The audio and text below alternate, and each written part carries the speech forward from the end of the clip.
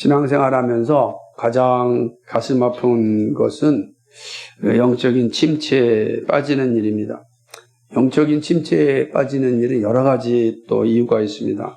단 한 가지 이유로 우리가 영적인 침체에 빠지지는 않습니다. 여러 가지 상황이 겹치면 사단이 이제 시험합니다. 그리고 그 시험을 이기느냐 지느냐에 따라서 나에게 침체가 오기도 하고 다시금 회복의 기회가 오기도 합니다. 이 사실은 예수님의 모습을 보면 잘 알 수 있습니다. 예수님께서 이제 공적인 사역을 위하여서 세례를 받으신 후에 이 광야에서 이제 40일 동안 금식하며 기도하였습니다. 40일 동안 금식하며 기도하였으니 얼마나 배가 고프셨겠습니까? 사단은 예수님의 배고픈 현실을 너무나도 잘 알고 있었습니다. 그래서 사단은 예수님에게 이 먹는 문제로 이제 시험을 하는 것입니다. 떡을 가지고 유혹을 하는 거죠. 배고픈 상황에서 떡이 얼마나 크게 보였겠습니까? 이렇게 예수님도 이런 상황 가운데 시험을 받았습니다. 예수님도 이런 시험을 받았다고 한다면 우리도 두말할 필요가 없습니다. 우리 역시 온갖 유혹과 시험에 노출되어 있습니다. 이때 우리가 기억해야 될 것은 바로 예수님의 모습입니다. 예수님은 다가온 시험에서 승리하셨습니다. 예수님이 이 사단의 시험에서 이길 수 있었던 것은 말씀에 대한 확신이었습니다. 말씀으로 사단의 시험을 이겼습니다. 그리고 영적인 침체에 빠지지 않고 공적인 사역을 감당할 수 있게 되었습니다. 말씀에 대한 확신, 그리고 말씀을 붙잡고 있음이 사단의 유혹과 시험을 이기는 길이고 영적인 침체에 빠지지 않는 길입니다. 이것은 우리에게 아주 중요한 교훈입니다. 그런 의미에서 오늘 이 시간 말씀을 듣는 게 얼마나 중요한지 모릅니다. 그러니까 사단은 끊임없이 우리로 하여금 말씀을 듣는 자리에서 멀어지게 합니다. 그래야 자기가 얼마든지 요리할 수 있기 때문에 그렇습니다. 그런데 놀랍게도 우리의 본성은 말씀을 듣는 것을 그렇게 기뻐하지 않습니다. 불편하기 때문에 그렇습니다. 그래서 이 싸움이 우리 안에 늘 있는 겁니다. 그 말씀보다는 좋은 이야기를 들려달라라는 소리도 많이 듣습니다. 그러나 사단은 말씀으로만 이깁니다. 좋은 이야기로는 사단을 이길 수가 없습니다. 오직 복음으로만 사단이 물러갑니다. 유혹을 이길 수 있습니다. 시험을 견뎌낼 수 있습니다. 영적 침체에 빠지지 않습니다. 그래서 말씀을 듣는 것이 너무나도 소중하고 중요합니다. 하나님은 모세에게 성막에 대한 중요한 가르침을 다 주셨습니다. 성막은 예수 그리스도의 예표라고 말씀드렸습니다. 그러니까 구원에 대한 예표도 이 성막을 통하여서 볼 수가 있습니다. 성막에 필요한 다양한 것이 가진 의미를 말씀하셨습니다. 앞서서는 분향할 제단, 분향단에 대해서도 우리는 말씀을 들었습니다. 분향단의 향기는 바로 하나님께 올라가는 기도다.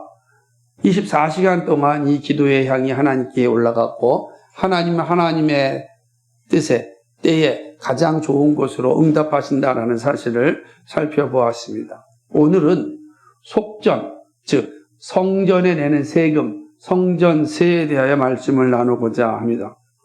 하나님은 모세에게 이스라엘 자손의 수요를 조사하라고 말씀합니다. 그리고 조사받은 각 사람을 계수할 때에 각 사람마다 생명의 속전을 바치라고 말씀합니다. 그 이유는 그들 중에 질병이 없게 하기 위함입니다. 그래서 우리는 이 말씀을 딱 들을 때마다 제가 오늘 기도 전에 말씀을 나누었던 이사야서의 말씀이 생각이 날 겁니다. 돈 없는 자도 없고 값없이 와서 먹고 마시라 그랬는데 무슨 성전세를 말씀하느냐라고 생각할 수 있습니다. 성경은 항상 이렇게 충돌되는 부분이 있을 때 왜 충돌하느냐라는 것을 생각해야 됩니다. 그것은 이 성전세가 가지고 있는 그런 구속사적 의미 때문에 그렇습니다. 그래서 이 의미는 우리가 잘 이해하지 못하면 엉뚱한 곳으로 발전될 수 있습니다. 다음에 살펴보겠지만 가장 엉뚱한 곳으로 발전된 것이 로마 캐톨릭이 사용하였던 면죄부입니다. 바로 이 면죄부를 판매하였던 것이죠. 그렇게 이제 발전될 수 있기 때문에 오늘 말씀이 무엇을 의미하는지 잘 들어야 됩니다. 속전을 통하여 재앙을 피하게 하시고자 하나님께서는 속전을 내라고 이야기합니다. 그래서 그 속전의 의미를 생명의 속전이라고 말합니다. 하나님은 이스라엘의 숫자를 세는 것을 매우 중요하게 여겼습니다. 숫자를 센다라고 하는 건 단순히 확인한다라는 의미가 아닙니다. 숫자를 센다라고 하는 것은 소유권을 강조하기 위함입니다. 내 것이다라고 하는 의미. 그 숫자를 세는 거예요. 그래서 숫자를 셀 수 있는 사람은 오직 주인만 셉니다. 그래서 숫자를 센다는 것은 소유권을 강조하면서 동시에 자신의 주인됨, 주권을 강조하는 내용입니다. 그러니까 하나님께서 이스라엘 백성들을 계수하라 할 때는 그들은 내 것이요 내가 그들의 주인이다 라고 하는 것을 드러내기 위함입니다. 그러니까 함부로 계수하면은 안 되는 것입니다. 왜냐하면 그는 하나님의 허락 없이 인구 조사를 하게 된다면 그것은 그 소유가 나에게 있다라고 하는 것을 드러내는 그런 불충을 행하기 때문입니다.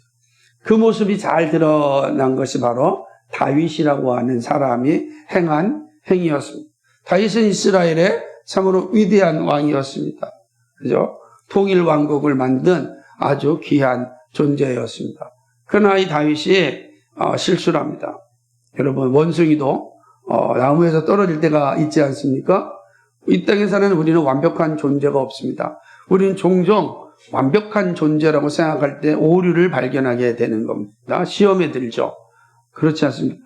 다윗은 정말 위대한 왕이고 수많은 시편을 썼던 그런 사람입니다. 하지만 그도 큰 실수를 합니다. 다윗은 여러 번 실수를 합니다. 근데 하나님이 여러 번 실수했던 다윗을 존귀하게 여긴 이유는 그가 그 실수 앞에 하나님 앞에서 온전히 회개하였기 때문에 그런 것입니다. 그 실수 가운데 하나가 인구조사입니다. 다윗이 왕국을 통일하고 승승장구하다 할 때 이제 그가 도대체 내 백성의 군사가 얼마가 되는지 알고 싶어 했습니다. 알 필요가 없습니다. 하나님의 것인데 그런데 다윗이 요구를 합니다. 인구조사를 이야기합니다. 이것은 하나님을 대적하는 행위였습니다. 그래서 그의 신하였던 요압이 반대를 합니다. 사무엘하 24장 2절과 4절을 보면 이렇게 기록되어 있습니다. 이에 왕이 그 곁에 있는 군사령관 요압에게 이르되 너는 이스라엘 모든 지파 가운데로 다니며 이제 단에서부터 브엘세바까지 인구를 조사하여 백성의 수를 내게 보고하라 하니 요압이 왕께 아뢰되 이 백성이 얼마든지 왕의 하나님 여호와께서 100배나 더하게 하사 내 주 왕의 눈으로 보게 하시기를 원하나이다. 그런데 내 주 왕은 어찌하여 이런 일을 기뻐하시나이까 하되 왕의 명령이 요압과 군대 사령관들을 재촉한지라. 요압과 사령관들이 이스라엘 인구를 조사하려고 왕 앞에서 물러나 이야기하는 것이죠. 그러니까 요압이 봐도 이거는 합당한 게 아니에요. 왜냐하면 하나님께서 인구 조사를 하는 것은 하나님 앞에 범죄하는 행위이기 때문에 그런 것입니다. 하나님은 이 다윗의 행위에 대해서 기뻐하지 않았습니다. 같은 내용을 기록하고 있는 역대상 21장 7절을 보면 이렇게 이야기합니다. 하나님이 이 일을 악하게 여기사 이스라엘을 치심해 그랬습니다. 하나님이 다윗이 행한 일을 악하게 여겼다고 이야기하고 있는 것입니다. 다윗의 인구조사가 잘못되었음을 분명하게 지적하는 것입니다. 하나님을 영화롭게 하는 것이 아니라 자신의 힘을 자랑하는 하고 있었기 때문입니다. 여러분의 소유를 자랑하지 마세요. 그죠? 여러분의 가진 것 자랑할 필요 없습니다. 그는 여러분이 가진 걸 자랑하는 것은 하나님을 자랑하지 않는 행위입니다. 내 것이다 라고 하는 불충을 행하는 행위입니다. 다윗이 그랬습니다. 하나님이 그 일을 악하다라고 이야기한 것입니다. 결국 다윗이 교만함으로 인하여 하나님은 다윗에게 징계를 내리는데 3일 동안 이스라엘의 온역, 즉 전염병으로 7만 명이 죽습니다. 재앙으로 7만 명이 죽습니다. 사무엘하 24장 15절에 보면 이에 여호와께서 그 아침부터 정하신 때까지 전염병을 이스라엘에게 내리시니 단에서부터 브엘세벨까지 백성의 죽은 자가 7만 명이더라. 끔찍한 재앙이 임한 것입니다. 다윗이 행한 일은 범죄입니다. 더구나 다윗은 속전을 걷지도 않았습니다. 오직 권세를 나타내고자 하는 욕망뿐이었습니다. 그러기에 하나님의 심판을 받게 되었습니다. 그러나 모세에게 말씀하신 것은 하나님의 소유권을 나타내게 하신 하나님의 뜻이었습니다. 그러기에 심판이 없습니다. 하나님의 주권을 분명하게 선포한 사건이기 때문입니다. 이때 속전으로 드려야 되는 액수는 반세겔입니다. 반세겔입니다. 이거는 당시에 한 이틀 정도의 품삯 정도라고 이야기합니다. 속전을 드리는 대상은 20살 이상 된 남자입니다. 남자만 드리는 이유는 이스라엘을 대표하기 때문에 대표의 원리에 있습니다. 대표의 원리로, 그러니까 이스라엘 전체가 드려야 되는데 그 전체가 드리는 것을 대표해서 우리가 20대 이상의 남자들이 드리는 겁니다. 이것이 하나님이 정하신 방법인데 이 방법에 얘가 잘 나타난 것이 바로 이스라엘 백성들이 애굽에 있을 때 하나님께서 애굽의 사람들을 치실 때 장자만 치셨습니다. 장자를 치셨다는 것은 사실은 이집트 전체를 대표하는 겁니다. 장자는 전체의 대표이기 때문에 그렇습니다. 하나님이 대표의 원리로 이 일을 하셨습니다. 우리가 종종 할례 문제를 놓고 왜 여성은 할례를 안 하냐라고 하는데 남성이 할례가 전체 할례 대표인 것입니다. 그래서 하나님은 대표의 원리로 이 일을 하셨던 것입니다. 그러므로 이 속전 20세 이상의 남자가 드리는 것은 이스라엘 전체가 하나님 앞에 속전을 드리고 하나님의 것입니다 라고 하는 고백이 담겨져 있는 것입니다. 이 속전은 언제 드리냐, 여기에 대해서 사실 여러 가지 논의가 있는 건 사실입니다. 첫 번째로는 이 속전은 성막을 지을 때 다 한 번만 드렸다라고 하는 주장도 있습니다. 또 한 주장은 그것이 아니고 이 속전은 회막을 위해 사용되니까 회막에 문제가 생기거나 또 긴급한 상황이 있을 때 성전세를 받았다라고 하는 주장도 있습니다. 그런 내용들도 있기 때문에 그렇습니다. 그러나 또 가장 많은 주장은 이건 매년 내는 성전세였다라고 이야기합니다. 그 예를 어디서 볼 수가 있냐면 예수님께서 행하신 모습에서 우리는 알 수가 있습니다. 예수님께서 복음을 전하시다가 가버나움에 들어갔습니다. 그때에 유대인들이 이 성전세에 대하여서 베드로에게 이제 이 문제 제기를 하는 것입니다. 그때 예수님께서 이 성전세를 드리게 합니다. 마태복음 17장 24절과 27절에 보면 이렇게 기록됩니다.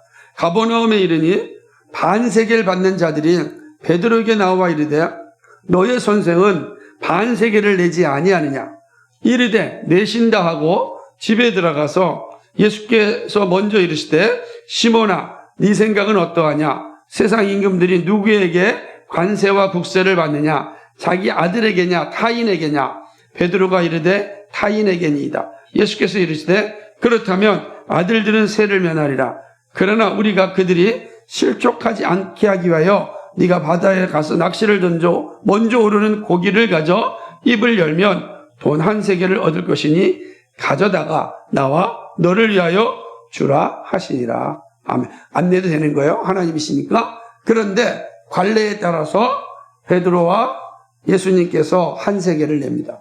그러니까 이런 내용을 볼 때 성전세는 해마다 내는 것이었다라고 볼 수가 있습니다. 왜냐하면 한 번 냈다고 한다면 아마 이미 예수님이 어렸을 때 냈을 겁니다. 그죠?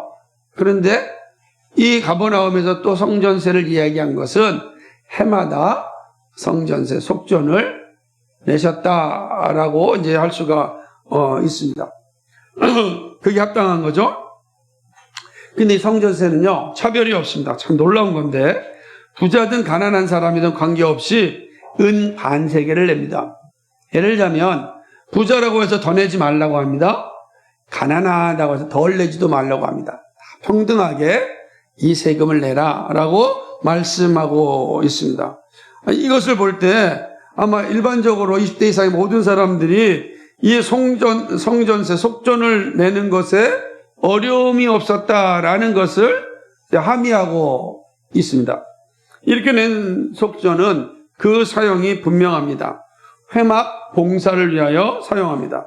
다시 말하면, 그러니까 이 성막을 유지 보수하는데 쓰여지게 되는 것이죠. 이렇게 쓰여지는 것이 하나님 앞에서 이스라엘의 기념이 됩니다.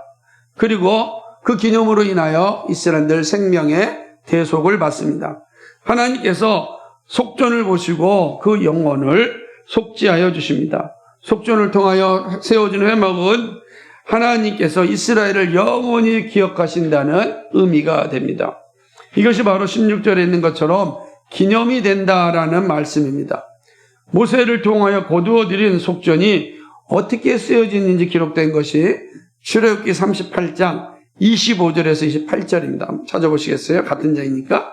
출애굽기 38장 25절 28절입니다. 같이 읽을까요? 시작. 계수된 회중이 드린 은은 성소의 세겔로 100달란트와 1775세겔이니 계수된 자가 20세 이상으로 60만 3,550명인즉 성소의 세겔로 각 사람에게 은 한 배가 곧 반 세겔씩이라.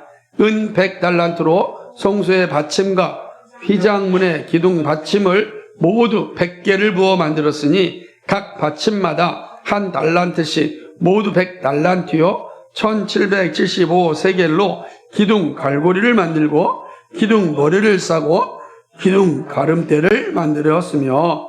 아멘. 이렇게 20세 이상의 남자가 60만 3,550명입니다. 그러니까 속전을 낸 총합은 100달란트와 1775세겔입니다. 그러니까 이렇게 모아진 것으로 당시의 회막을 100개 기둥을 만들어서 밖으로 다 이게 만들게 되는 것입니다. 그러니까 이 성전세가 성막을 세우는데 온전하게 쓰여집니다. 그래서 하나님의 명령을 통하여 회막이 어떻게 세워지고 유지되는지를 잘 보여주고 있습니다. 그러나 앞서서 말씀드렸듯이 이 말씀에 오해가 있어서는 안 됩니다. 성전세가 중세 로마 카톨릭이 말하였던 것처럼 면죄부와 같은 것이 아닙니다. 그렇죠? 그러니까 면죄부를 통해서 죄가 사하여지고 그리고 생명을 얻는다라고 로마 카톨릭이 이야기하였습니다. 그런 개념이 아닙니다.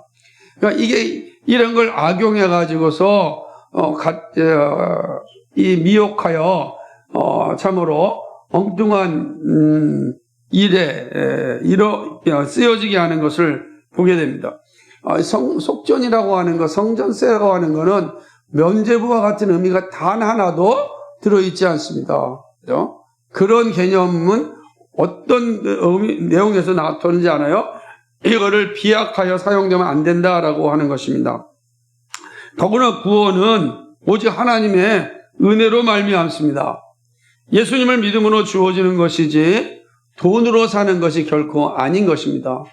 그래서 늘 사단은 이 차이 안에서 우리를 유혹하여서 우리를 흔들어 있는 것을 보게 됩니다.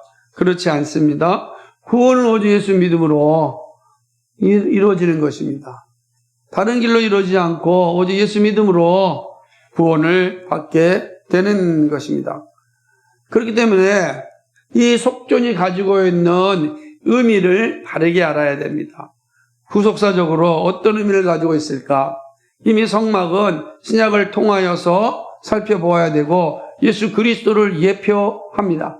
그러므로 속전 역시 예수 그리스도를 예표하고 예수 그리스도께서 이 속전의 의미를 직접 말씀하여 주셨습니다.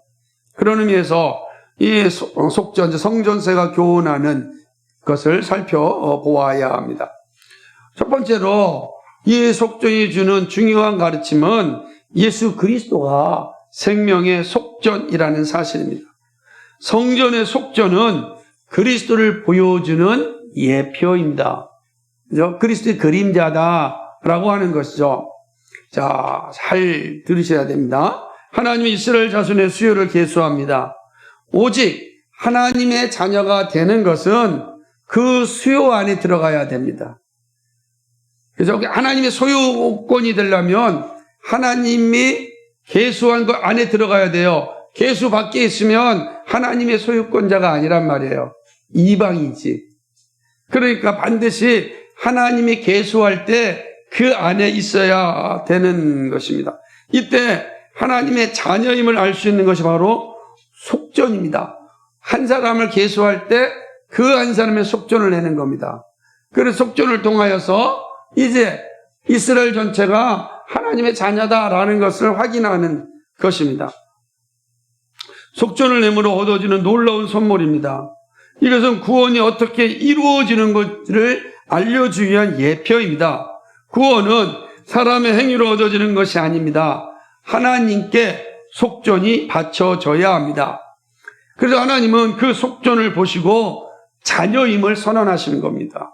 계수하였고 속전을 내므로 하나님께서 내 것이다 라고 선언하는 것입니다. 그래서 생명의 속전이라 그러는 거예요. 생명의 속전이기 때문에 이 속전이 지불되지 아니하면 재앙으로 죽습니다. 하나님의 자녀가 되는 길은 아주 분명합니다. 속전이 있어야 합니다. 속전은 히브리어로 코페르입니다. 명사형인데 이것은 생명의 값, 몸값이라는 단어예요. 그런데 하나님의 자녀가 되려면 몸값이 필요합니다. 그런데 16절에는 뭐라고 써있냐면 너희의 생명을 대속하리라 라고 이야기하고 있습니다. 이때 대속하다 라고 하는 것은 코페르라는 단어의 동사형입니다. 카페르입니다. 그 의미는 덮다, 깨끗하게 하다, 속죄하다의 뜻을 가지고 있습니다. 즉 속전은 생명의 값으로 죄로부터 속죄하고 깨끗하게 하다는 의미를 갖습니다. 그러므로 이 속전은 구원을 위한 예표가 됩니다. 우리는 죄로부터 깨끗함을 얻지 아니하면 하나님의 자녀가 될 수 없습니다. 우리 가운데 누구든지 죄 문제를 해결 없이 천국 백성이 될 수가 없어요. 그런데 이 죄 문제를 해결할 수 있는 길은 우리에게 있지 않고 예수 그리스도에게 있습니다. 그럼 예수 그리스도가 어떻게 우리의 죄를 용서해 주시느냐? 예수 그리스도가 우리를 위하여 속전이 되셨기 때문입니다. 그래서 우리가 구원받은 백성이 된 것입니다. 예수님께서 이렇게 말씀하셨습니다. 마가복음 10장 45절에 인자가 온 것은 섬김을 받으려 함이 아니라 도리어 섬기려 하고 자기 목숨을 많은 사람의 대속물로 주려 함이니라. 아멘. 근데 여기서 대속물, 헬라어의 리트론이라는 단어는 속전을 의미합니다. 같은 단어예요. 히브리어 속전이 바로 여기서 예수님이 말씀하셨던 대속물을 의미하는 것입니다. 그렇게 본다면 예수님은 자기 목숨을 많은 사람의 속전으로 주시기 위하여 오셨다는 말씀이 됩니다. 예수님이 속전이 되어서 우리가 죄 용서를 받고 하나님의 자녀가 되었습니다. 그래서 우리가 예수 그리스도를 믿으면 그 예수님이 우리의 속전이 되어서 하나님이 우리를 자녀로 삼아주신 겁니다. 비로소 우리가 구원받은 백성이 되어진 것이죠. 사도 바울은 중보자로 오신 예수님이 어떤 분이신지를 아주 명확하게 증거합니다. 디모데전서 2장 5절 6절에 보면 하나님은 한 분이시요 또 하나님과 사람 사이의 중보자도 한 분이시니 곧 사람이신 그리스도 예수라. 그가 모든 사람을 위하여 자기를 대속물로 주셨으니, 옛 성경에는 속전으로 주셨으니 이렇게 되어 있습니다. 기약이 이르러 주신 증거니라. 예수님이 무엇으로 주셨다고요? 속전, 대속물로 주셨다는 거예요. 그 예수님이 속전이 되었기 때문에 예수 믿는 자들을 하나님께서 보실 때 죄가 다 사하여졌다, 생명을 얻었다라고 인정하시는 겁니다. 그런 측면에서 예수님이 속전입니다. 예수님이 우리의 죄를 사하여 주신 생명갑입니다. 이 예수님으로 인하여 우리는 구원을 받습니다. 예수님이 속전이 되어서 우리가 죄 사함을 받고 구원을 받았습니다. 그리고 우리는 이 사실을 믿을 때 구원을 받습니다. 우리의 구원이 어떻게 이루어집니까? 예수님이 우리의 속전이 되셨다는 사실을 믿을 때 우리가 구원을 받게 되는 것입니다. 천국 백성이 되는 길이 이 믿음에 있어요. 속전 되신 예수 그리스도를 믿는 믿음이 우리로 하여금 구원받은 자리에 이르게 됩니다. 생명의 속전이신 예수님이 우리를 하나님의 자녀가 되게 하셨습니다. 여러분, 이 진리를 바르게 알고 굳게 믿으시기를 간절히 소망합니다. 두 번째로는 이 속전이 주는 우리의 교훈은 예수 그리스도의 구속은 차별이 없다라는 사실입니다. 하나님 모세에게 20세 이상 남자에게 은 반세계를 속전으로 내라고 하셨습니다. 부자든 가난하든 동일하게 내야 합니다. 그렇죠? 이 사실은 예수님의 보편적 사랑을 보여줍니다. 예수님은 믿는 자 모두를 위하여 죽으셨습니다. 그죠? 모두를 죽였어요. 여기서 부자만 위하여 죽지 않으셨습니다. 헌금 많이 낸 사람을 위해서 죽지 않으셨습니다. 세상에서 성공한 사람을 위하여 죽지 않으셨습니다. 여기서 자유하십시오. 그죠? 그렇다고 해서 가난한 사람만 위하여 죽지 않으셨습니다. 그렇죠? 예수님은 가난한 사람을 존중히 여기시니까 가난한 사람만 위하여 예수님 죽으셨다. 그러지 않습니다. 놀랍게도 부자든 가난한 사람이든 반세계를 내라 그랬어요. 차별이 없어요. 하나님의 구원받을 때는 이 세상 조건, 외적 조건이 중요하지 않습니다. 오직 믿음만 중요하게 되는 것입니다. 누구든지 목마른 자는 주님께 나오면 됩니다. 그러면 주님께서 주시는 생수를 마음껏 마실 수 있습니다. 주님의 사랑은 차별이 없습니다. 바울은요, 골로새 교회와 갈라디아 교회에 보내는 편지에서 새롭게 된 그리스도인의 모습이 무엇인지를 잘 말씀하고 있습니다. 골로새서 3장 10절과 11절에 이렇게 말씀합니다. 잘 들어보십시오. 새 사람을 입었으니 이는 자기를 창조하신 이의 형상을 따라 지식에까지 새롭게 하심을 입은 자니라. 거기에는 헬라인이나 유대인이나 할레파나 모할레파나 야만이나 스고디안이나 종이나 자유인이 차별이 있을 수 없나니 오직 그리스도는 만유시요 만유 안에 계시니라. 아멘. 여러분, 우리의 조건이요 예수님 앞에 아무 의미가 없어요. 믿음만이 구원받는 것입니다. 그러므로 우리의 잘난 것을 자랑할 필요도 없고 우리의 어려운 것 때문에 우리가 축 처져 살 필요도 없어요. 예수 안에서는 자유를 누리는 겁니다. 정말 예수 안에 자유를 누리십시오. 예수님이 주시는 자유를 만끽하셔야 됩니다. 그것이 우리가 믿음을 가지고 이 세상에 싸우는 거예요. 진리를 알지니 진리가 너희를 자유케 하리라. 이 자유를 누리셔야 됩니다. 갈라디아서 3장 27절과 28절에 누구든지 그리스도와 합하기 위하여 세례를 받은 자는 그리스도로 옷 입었느니라. 너희는 유대인이나 헬라인이나 종이나 자유인이나 남자나 여자나 다 그리스도 예수 안에서 하나이니라. 예수 안에서 하나입니다. 차별이 없습니다. 예수님은 우리 모두를 위하여 속전이 되셨습니다. 가진 자만을 위한 속전이 아닙니다. 배운 자만을 위한 속전이 아닙니다. 모두를 위한 속전입니다. 그러므로 누구든지 예수 그리스도를 믿으면 다 구원받습니다. 천국을 상속받는다는 것입니다. 십자가의 사랑은 믿는 자 모두에게 동일합니다. 예수님의 구속은 모두에게 동일합니다. 그래서 우리는 언제든지 예수님께 나갈 수 있습니다. 누구든지 예수님을 믿으면 구원을 받습니다. 생명의 속정이신 예수님이 믿는 자를 위하여 드려졌기 때문입니다. 더 이상 하나님께 재앙을 받을 이유가 없습니다. 그러므로 우리의 외적인 것이 우리의 구원을 이야기하지 않아요. 오직 예수 그리스도의 십자가의 속전이 우리의 구원을 이야기하는 겁니다.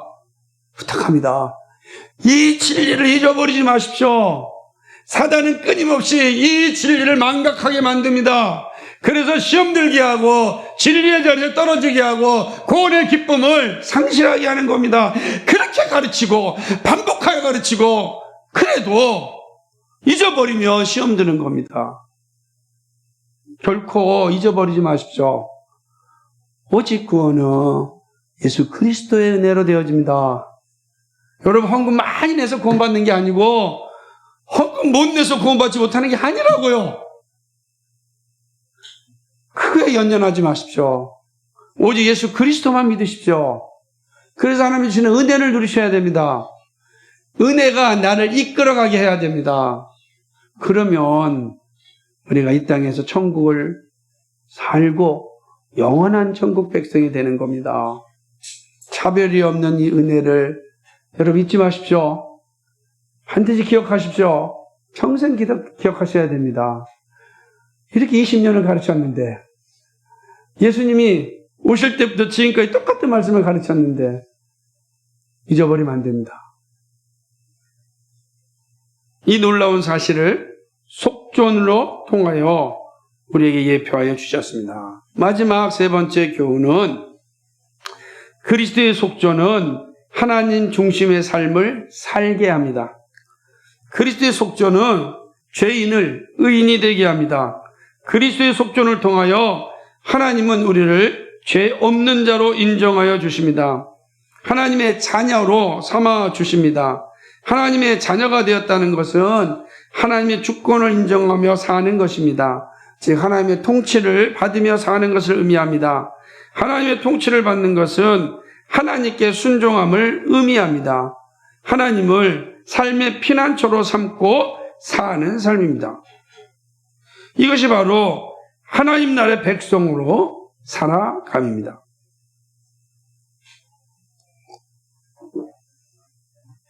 하나님이 기뻐하시는 뜻대로 살아갑니다. 하나님 중심의 삶입니다. 하나님 중심은 내 삶의 주인이 하나님이심을 인정하는 것입니다. 삶의 소유권이 하나님께 있음을 고백하는 것입니다. 바울은 예수님으로 인하여 바뀐 자신의 삶에 대하여 놀라운 고백을 합니다.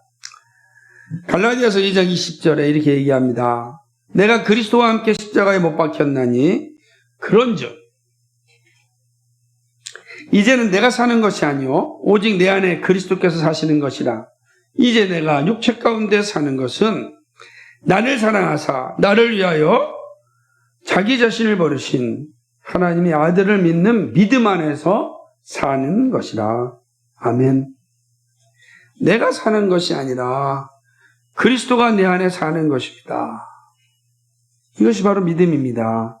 내 생각이 나를 이끌어가는 것이 아니라 그리스도의 생각이 나를 이끌어가도록 말씀에 나를 의존하는 것입니다. 내 소유권은 하나님께 있습니다. 믿음은 이렇게 그리스도 중심, 하나님 중심의 삶입니다. 이것이 가능한 것은 바로 그리스도가 십자가에서 나를 위한 속전이 되셨기 때문입니다. 하나님 중심의 삶은 하나님의 주권이 나에게 있습니다. 라는 고백입니다. 하나님이 나의 주인이라는 인정이고 고백입니다. 그러면 하나님께서 나를 인도하시고 보호하십니다.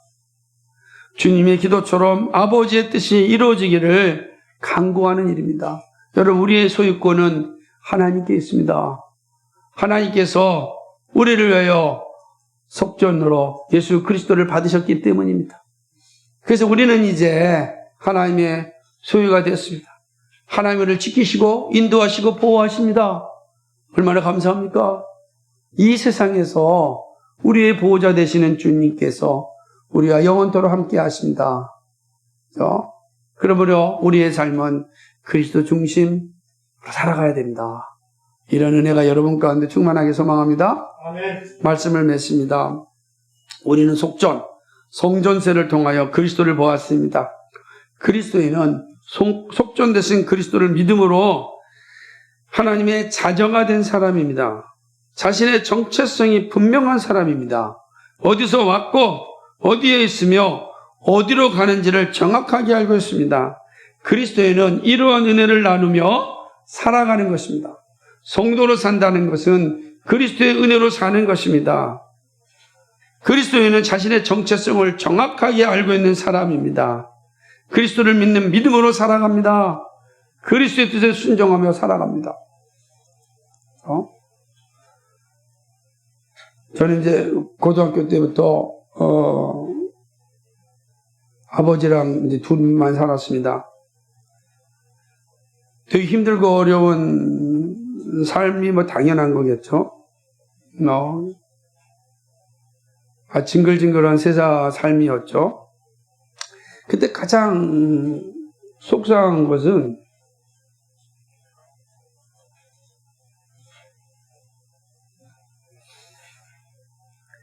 예배하러 갈 때 한 번도 헌금을 못했습니다. 헌금이 있어야죠.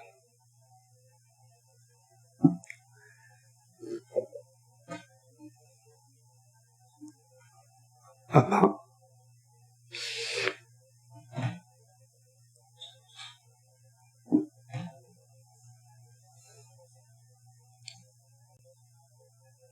고등학교 2학년 3학년 2년 동안 헌금을 드린 적이 없는 거예요. 얼마나 속이 상했는지 몰라요. 근데 그때 하나님께서 저에게 주신 위로는 뭐냐면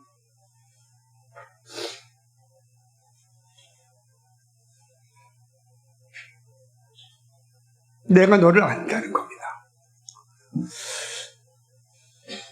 그리고 함께 했던 친구들이 그 어려운 시간과 고난 속에서도 늘 함께하고 기도하고 섬겨줬습니다.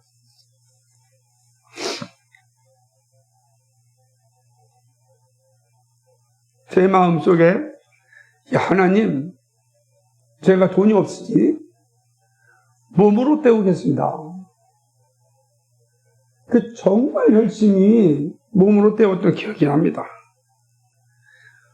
교회가 중직을 할 때 열심히 짐을 날랐습니다. 나는 헌금을 낼 수 없으니 내 몸으로 때우겠다.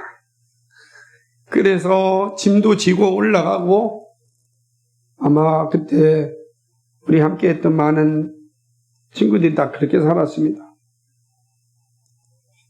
근데 하나님은 단 한 번도 나를 부끄럽게 만드시지 않았습니다. 그 누구도 부끄럽다고 이야기하지 않았습니다. 하나님은 그 누구도 차별하지 않습니다. 우리의 삶의 현실이 어떤 상황이 있다 할지라도 하나님의 사랑을 의심하지 마십시오. 하나님 우리를 사랑하시되 변함없이 사랑하십니다. 육신이 연약하면 기도하십시오. 돈이 없으면 하나님께 단언하십시오. 그게 우리로 하여금 하나님을 믿는 방해거리가 돼서는 안 되는 겁니다.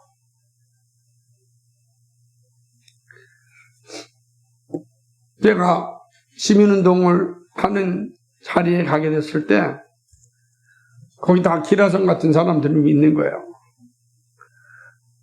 대부분 교수들이고 또 변호사들이고 거기에 또 대단한 기업인들이고 목사님들이 있으면 다 그냥 큰 교회 목사님들입니다.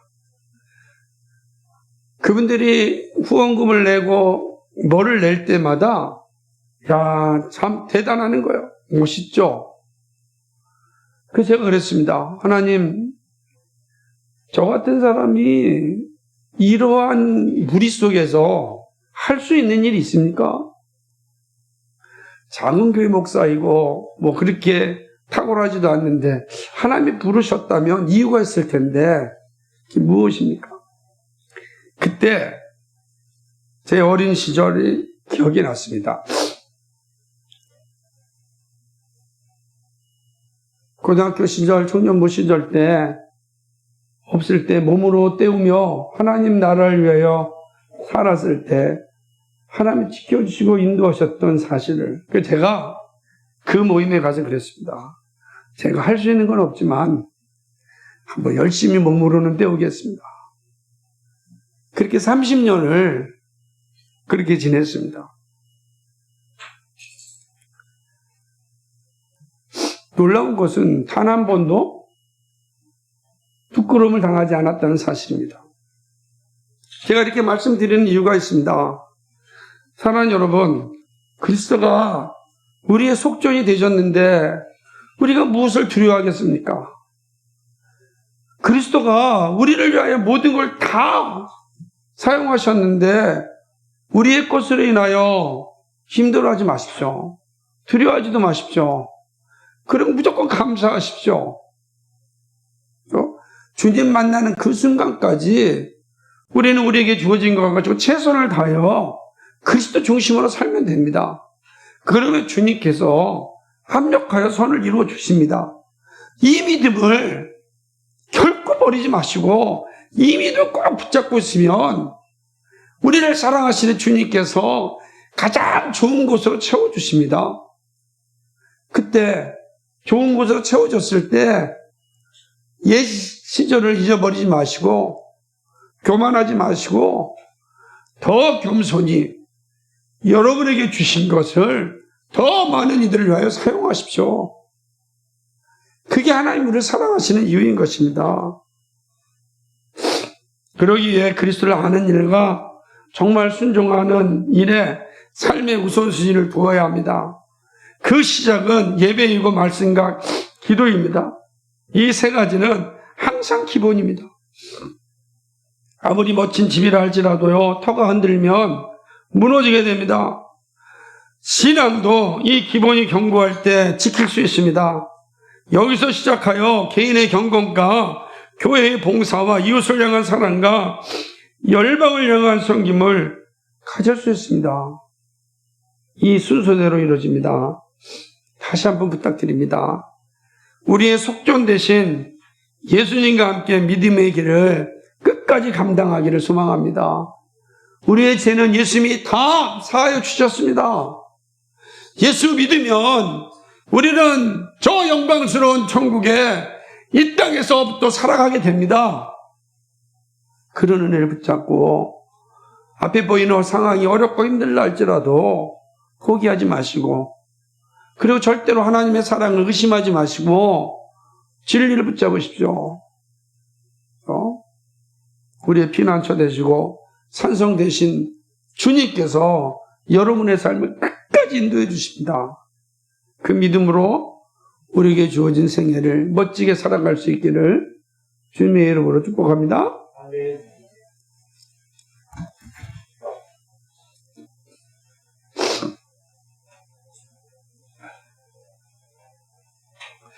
거룩하시고 자비하신 하나님, 참 고맙고 감사합니다.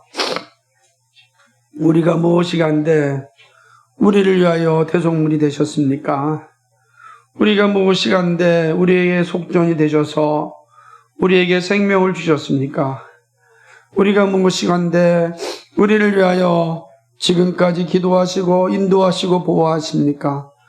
우리는 늘 주님을 의심하고 미워하고 또 때때로는 원망할 때가 많은데 주님은 단 한 번도 우리를 미워하지 아니하시고 사랑하시고 변함없는 사랑으로 지켜주시고 인도하여 주셨습니다. 우리를 안다라고 말씀하신 주님입니다. 오늘도 변함없는 마음으로 차별 없이 우리를 있는 그대로 사랑하시고 우리를 붙잡으시고 이끌어 주시니 감사를 드립니다. 하나님 아버지, 우리를 사랑하신 주님의 그 놀라운 약속을 하나님 꼭 믿고 믿음의 자리에서 흔들리지 않고 살아갈 수 있도록 인도하여 주옵소서.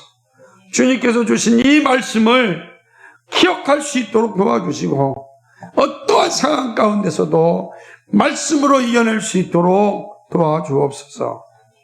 감사합니다. 예수 그리스도의 받들어 기도하옵나이다. 아멘.